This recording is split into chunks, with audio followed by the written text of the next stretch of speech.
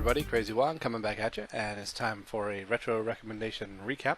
Looking back at the fourth retro recommendation ever made, which was North and South on the Nintendo Entertainment System circa 1990.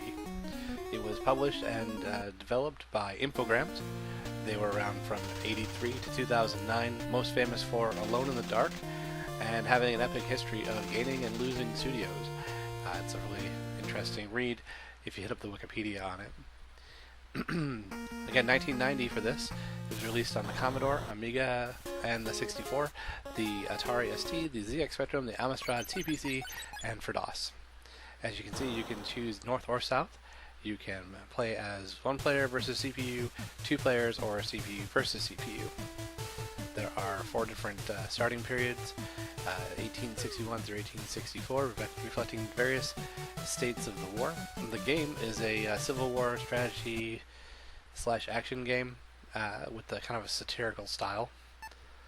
The gameplay here is kind of a simplified turn-based strategy or board type game. And so you get this map of the US, kind of simplified. Armies are moved from state to state to capture them. And states with railway terminations, when captured on either end, can cause supply trains to go back and forth, which we'll see here in a bit, and it will make money for the nation. When two armies clash, you get a battle. Battles are real time, and you have cannons, cavalry, and infantry. As a human versus CPU, you got a little bit of a disadvantage here because you can only control one unit at a time, whereas the CPU can control any or all of them. This is why my infantry there kind of got murdered, and my cannon got shot. Hadn't played in a little while, but did manage to preserve some of my cavalry, and I'm going to put them to good use. The cannons have 9 shots and can reach all the way across the board. They have to charge up to shoot, so there's a time that has to be spent doing that. They can only move vertically.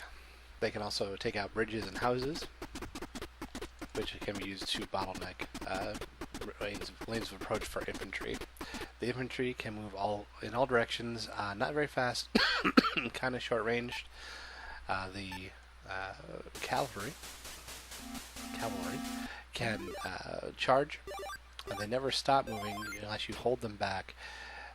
Once they get going, you have to control them directly if you want them to not just continue off the right edge or left edge of the screen. After a few moments, they do come back. You can reinforce armies with other armies, and it'll add 1 cannon, 3 cavalry, and cavalry, and 6 infantry to the army with a 3 cannon, 9 cavalry, 18 infantry max, although you can only control them in those preset units. So if you lose all of your infantry, you'll get another 6, for example.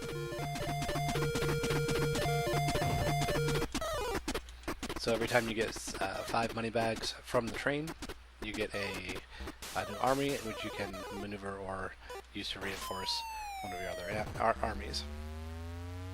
This part of the game was always fun with 2 players. Versus the CPU, you kind of get an idea of what it's like, but the switching of units for both players evens up the play and makes it a real good time.